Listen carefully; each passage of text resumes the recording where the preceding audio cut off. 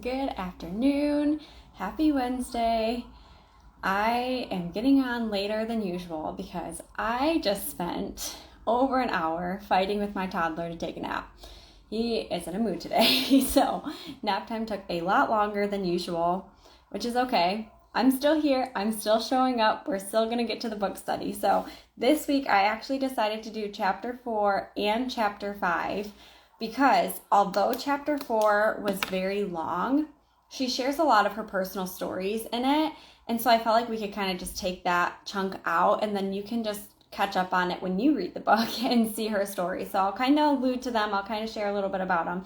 But then chapter 5 is also really short. So I think total I have like 4 or 5 pages, which is usually like one chapter of notes for me. So I combine 2 chapters and got the same amount of notes, which is great. So I titled this Your Past and Your Limiting Beliefs. So then in chapter 4, she's going to talk about her past and how her past doesn't define her. And then in chapter 5, she's going to talk about lies that we start to believe.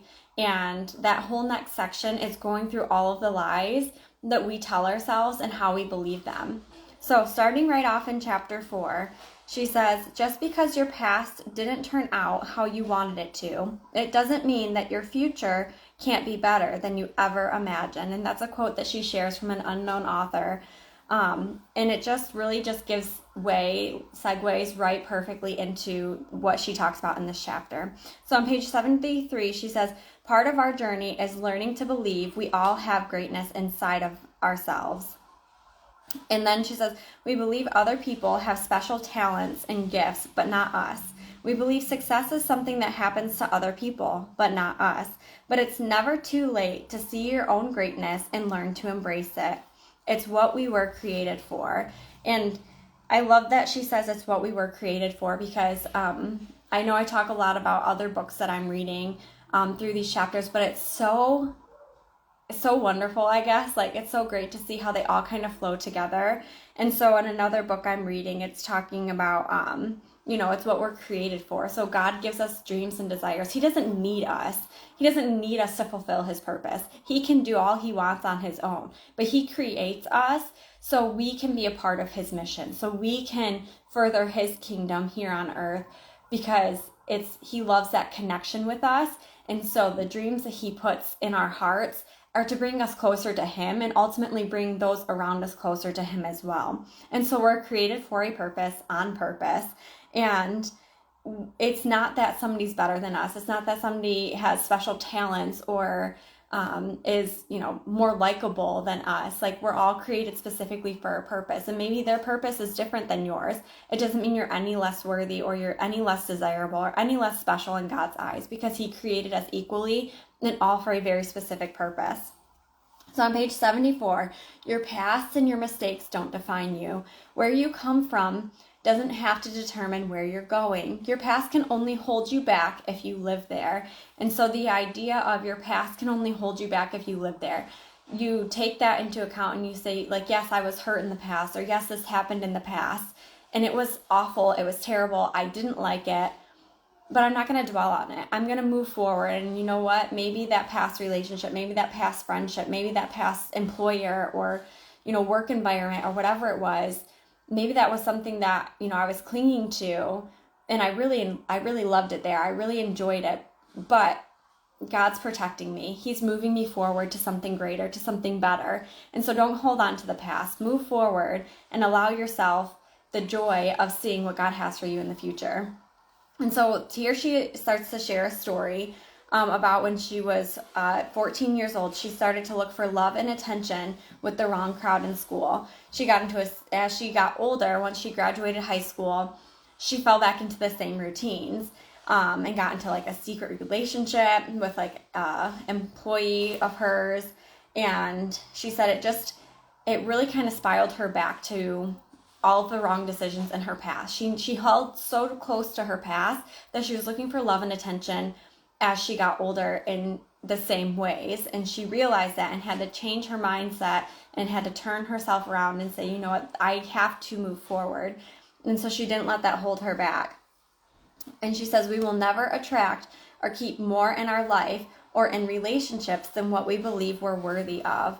And so she says that she found her worth in being loved or accepted for who she tried to be, but not who she actually was. And so like she shares the story of like the relationship that she was in and looking for approval and attention and using that as like acceptance. And she's like, but it wasn't who I really was. And there was this disconnect inside me. I knew this wasn't who I was. I knew this wasn't who I was supposed to be. And yet I clung to that approval. I clung to that attention that I was getting.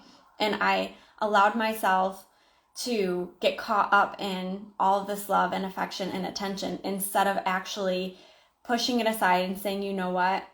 I'm worthy of more. Like the attention you're giving me, the fact that I'm in a relationship with a guy who wants to see other women and keep our relationship like a secret, that's not for me. That's not good for me. I need to find the people who are going to accept me for who I really am and the way I was created by my creator. And so then she says, a friend introduced her when she was in college. A friend introduced her to church and having a personal relationship with God. And she said, I kind of always believed in God, but I didn't really believe in who he was and what he did and how he created me. And she said, when I went to this church, that was the first time that like I really understood a relationship with my creator and who he is. And she started to shift her mindset to really believing that and knowing that in her heart. She says on page 85 that her journey of faith was like a continual battle for years, but in her mind she believed God was there and she believed he was real, but in her mind she didn't believe it, but in her soul she did. And so she knew that soul longing was his connection with her, and so she clung on to that. And she continued to pursue a relationship with him and ask the questions and seek out, advice and sermons and things that would lead her in the right direction. And she said that was one of the big things that really helped her change her mind and shift her mindset. And the second was she was waitressing and she used all of her tip money to buy a tape from Tony Robbins. And listening to that tape, she's like, my eyes were just wide open. Like I was hearing what he was saying and I was believing it and I wanted to hear more. And so then she used the more money that she had made and saved up for, different things that she was wanting to get. And she bought a ticket to a seminar that Tony Robbins was hosting in a town that she was in. And so she said, I went to that seminar and it really taught me about limiting beliefs and how to change it. On page 88, it says, we become what we believe. All things are possible and our steps are ordered. And so I put in here the verse Psalm 37:23 because I thought it was a great reminder, like the steps of a good man are ordered by the Lord. Everything that we do is ordered by him. And so he puts things in our path that he knows that we'll cling to and jump onto and will take us to where he wants us to be. And so if we ignore those things, we do have a choice. We can ignore those things he puts in our path, and our path's going to be different. But he knows that as well. So he's going to put things in our path to continually bring him back to him and draw him back to him. And so keeping that at the forefront of our mind, the steps of a good man are ordered by the Lord. There's nothing that he does, that God does, that's a mistake. Everything is on for a very specific purpose. Continuing on page 88, our setbacks are almost always set-ups for what we're called to do next in our lives. So they are set ups. They're not setbacks.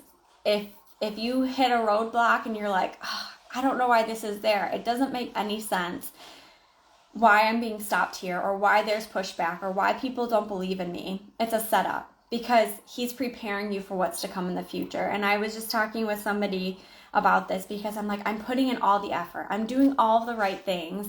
And I'm not where I want to be. I'm not where I expected to be at this point.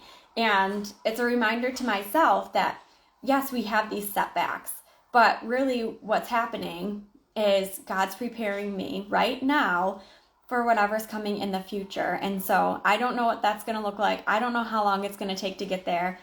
But this isn't a hindrance. This isn't a setback. It's a setup. He's helping me and guiding me and growing me right now for what's to come. It says our past truly helps us become the person we're destined to become. So all of those things in our past that we look at as a negative thing, we did talk about this in a previous chapter, it wasn't a negative thing. We have to shift our mindset and say, what did this teach me? What did I learn from this experience? And how can I change this to a positive thing? Like, focus on the good side of it. So yes, there's hardship. Yes, there's failed relationship. Yes, there's broken friendships, things like that. But what did they teach you? How did you grow? And then take that knowledge of the good of it and change that story and use it in the future. On page 92, it says, where you are right now in your story matters less than the person you're becoming in it. And I love that because it's so true that this journey is a journey of growth in us personally. It's not about the success that we receive. It's not about the financial gain that we get. It's not about, all the glory we'll receive, whatever it is. Like, it's not about the outcome. It's really about the journey that we're taking to get there, because you have to do a lot of internal work to reach your goals that you want to get to, because where you are right now, you're going to be that person forever unless you choose to change yourself. So if you have big goals and aspirations and dreams and you're like, I want all of this in my life, that's great. But you have to focus on yourself first. You really have to internalize it and say, how do I have to change to get to where I want to go? Because who I am now can't be that person in the future. And so that's something that I've been working on for this last year when I started my personal development journey is I have big goals. And you know what? The person that I was a year ago is totally different than who I am now because I've learned so much more. And so I know that the goals that I'm reaching towards, I might get there eventually, maybe, hopefully, but what really matters is the growth that I've already seen by investing in myself and changing stories and redirecting rejection and using it for all of the good purposes, because that's what's going to take me to the next level. On page 94, celebrating the moments of grace in our lives reminds us of the greatness that's bigger than ourselves. We can look back at even our greatest moments of pain and realize that they're always happening for us and not to us. When we use all that we've been through to be of service, we can be of service in some way to others. That is the greatness that is in us. So using your story, using what you've been through to help somebody else out, somebody who's been there or hasn't been there and is coming up on it, and you're like, hey, I've been there, I know what you're going through, I know what you're struggling through, and offer a hand and say, hey, let me help you along, and let's get through this together, because I know exactly what you're going through. And in a book that I'm reading, it talks about a lady who, her and her husband have been struggling with infertility for years, and she said, God put on my heart to write this book. And I don't know why, because I'm struggling right now. So how can I, as a broken human, write this book trying to help other women struggling through infertility as well? And she said, but I did it. And she's like, it was hard. She's like, I poured my heart and soul into this book. She's like, but God used it for so much good. And that's really what he's doing in every area of our life, is through all the hurt, through all the pain, he's using it for his good, always. And that's always the purpose. I put the example of Joseph in here. You read the story of Joseph, and he says one thing to his brothers, and they, try to get rid of him. They sell him off into slavery, and then, he's in slavery, he's making a name for himself, and then he gets knocked right back down and gets put in jail, and then he's brought back up again, and then back down, and it's like a whole roller coaster, but every step of the way, God's there and is writing his story. And so just your past isn't something that needs to define you. It's not something that has to be an anchor that's holding you down. It needs to be something that pushes you forward, because you see the good, you see where God's leading you. And you can say, you know what, yeah, that was painful, but look at the good that's going to come from it. Because I can look at that situation and say, it was hard, but this is what I learned, and here's how I've grown. And so when you face it again, if you face it again, or a similar circumstance, you know how to retrain your mind to look for all of the good in it. So that was chapter 4. Moving on to chapter 5, she's talking about unlearning lies that we tell ourselves. And so the first one she says is, don't wait on your weight. The lie, my weight impacts my worth. And so she gives this quote, people often say that beauty is in the eye of the beholder. And I say that the most liberating thing about beauty is realizing that you are the beholder. And it's from Selma Hayek, I think. I'm not exactly sure how to pronounce it, but I thought, what a good quote. You are the beholder of your own beauty. So what people think of you, how people view you, it's not for you to worry about. God created you exactly on purpose, exactly how you are on purpose. And so use that part of yourself and allow yourself to grow into that and realize that it's such a blessing that God made us how he made us, and there's a reason for it. And so the first slide, our weight impacts our worth. And then she says, has waiting on your weight caused you to miss out on making memories? Or maybe it's not your physical weight that is the lie that you believe, but maybe it's something else that is weighing you down, the weight of others' expectations, the weight of limiting beliefs. Is there another weight that's holding you back? The weight of who people expect you to be, or the weight of what you had expected in your life, and now you're changing direction and you're like, but I always wanted this, but my heart and my soul and the dream that God put inside me tells me to go this direction, and you're kind of fighting with yourself. What is it that's holding you back, that's weighing you down and keeping you exactly where you are? And so page 98, she starts to define what a limiting belief is. It says, a limiting belief is a thought that you believe to be true or a state of mind that limits you in some way. And so I put the example, I do workouts 5 days a week. And so the workout trainers and coaches, they often talk about limiting beliefs as in like our strength and who we determine that, or what we determine we can do. So they'll say, your limiting belief of like whether you can do this move or not, or you can push through this 30 minutes or not. And if you tell yourself you can't do it, this is too hard for me, I can't up my weights because it's hard, then you're stopping yourself. You're stunting your growth, because when you push through that discomfort, that's where you actually grow. And so they always talk about that through the sessions of you have to push through that discomfort, because when you are in discomfort, that's when you're pushing through and you're growing. But if you stop and you say, oh, this is uncomfortable, I'm going to hold back, I'm going to lower my weights, or I'm going to rest during this minute, then you're stopping yourself from growing, because you ultimately grow through that discomfort.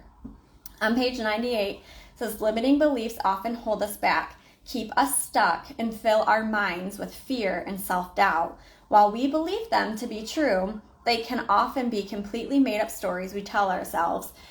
And I think that's so true, because a lot of times, especially with the field of work that I'm in right now, they'll say your limiting belief is you perceive a conversation to go one way. And so you think somebody's going to believe something of you when you've never actually had a conversation with them.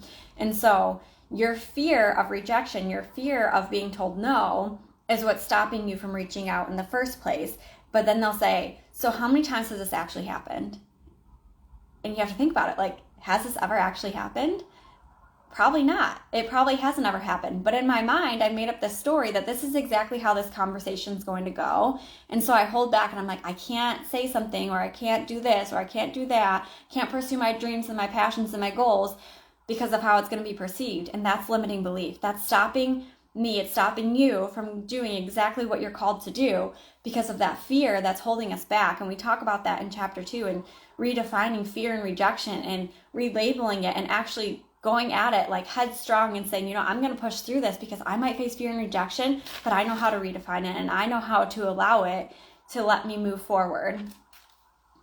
This is an important step on your path of building a rock-solid self-worth is gaining awareness of the limiting beliefs in your life and learning the tools for how to overcome and reverse them.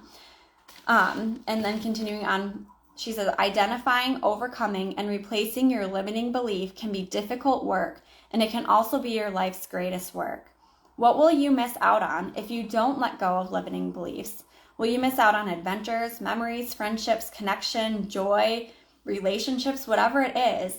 You have a limiting belief somewhere in your life. We all do, okay? If we look at ourselves and we say, oh, I don't have any limiting beliefs, I push past them all, then you haven't tried hard enough. You're not pursuing a passion or a dream or a desire that God put on your heart, because He will make you grow through discomfort. And so if you don't have a limiting belief, then you need to reevaluate what you're pursuing. And what is it holding us back from? What is that belief in ourselves really holding us back from? Because God's going to make us uncomfortable. He's going to make us grow. If he puts something on our heart and we pursue it, he's not going to make it easy, because ultimately he wants that relationship with us. And when he pushes us out of our comfort zone, we tend to lean on him more. And that's what he wants. He wants us to really lean on him and focus on him and go to him and say, you know what, this is uncomfortable. And I don't know what you're putting me through. I don't know where you're taking me, but I believe you. I know you're here beside me. I know you're taking me on this journey for a reason, and I'm going to trust the process. That's what he wants. He wants that relationship, that connection.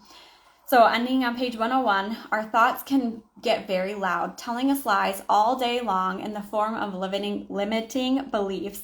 Learn to replace these thoughts with a better belief that you know to be true. And so she gives a list of a couple limiting beliefs here. So I'll just read through a few of them, but it's that redefining is what she really wants to emphasize here, is when you face a limiting belief, how do you switch it in your mind? So her first one, your belief system says to watch your weight. Your knowing says watch your soul. So my weight doesn't matter. My soul matters. God cares about the inside, not the outside. Yes, we have a duty and an obligation to take care of the holy temple, right? We have to eat healthy. We have to exercise. It's all part of God's plan for us. And there are consequences when we don't. But it doesn't matter what our outward appearance looks like, because God can work with all of it. It matters what our soul is like. And is our soul searching for God and actually wanting and desiring that relationship with him? The second one, your belief system says, I should feel embarrassed of my mom bod or dad bod. Again, going back to the weight. She says, your knowing says, be an example for your children of how they should feel about their bodies. And so the impact that we have on those around us, the way we feel, and she talks about this in the book as well, is she struggled with a skin condition. And so she said, I was always fearful to go outside without makeup. And she said, one day I did. I was in a rush. I had to go to the store. I ran out of the house without makeup on. And there in the grocery aisle was another woman with the same skin condition. And we looked at each other and we had this connection of like, I see you and you're worth it and you're wonderful. And the fact that you're showing up out here as your authentic self is amazing. She said, we didn't say anything. We just had that eye contact. And she said, that's what inspired my whole company that I built, was because of that connection that I had. And I knew I was doing it for the right reasons. Your belief system says, when you're slimmer, your family member will finally give her approval. Your knowing says, she will never approve of you until she learns to stop disapproving of herself. So others' disapproval, it's not a fault of ours. It's not something that we've done. It's because inwardly they have a struggle. They have a limiting belief that's holding them back, that's keeping them where they are. And so when we look at somebody's disapproval and we talk about like internet trolls and things like that, when there are people out there like that, don't take it personally. You are doing nothing wrong. What you are doing is you are making them uncomfortable because they want to be where you are. And instead of them growing themselves and realizing that they have inward work to do, they cast it out and they take down other people who are where they want to be. It says, your belief system says, replay that hurtful comment someone made about your body. Your knowing says, hurt people, and that comment has nothing to do with you. I think a lot of, like, back in elementary school and middle school, like the bullies, the people who would make fun of my weight, the people who'd make fun of who I am, the way I dress, like, it happened all of the time. Even in high school, there was mean girls like that, and they would say the most hurtful things, and I tried to block it out, and sometimes they just pop up, and now I'm to the point where I can say, you know what, that was hurtful, and that was rude, but it's not on me. Sorry, my voice is still recovering.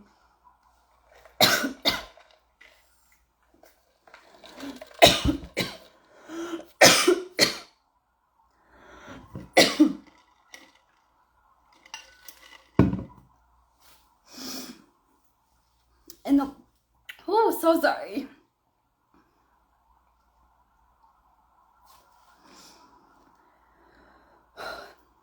The last one. When you get a certain size, then you'll be happy. Whatever you do, you take you with you. And so it doesn't matter where you're going, where your road is going. You take you with you. And so you have to remember that if you're not working on yourself, you're never going to get to where you want to go because you're going to be stuck in who you are. And so that's the end. Chapter 4, Chapter 5. Next week, we'll do Chapter 6 and Chapter 7. Thanks for hanging on there with me. I'll see you guys next week.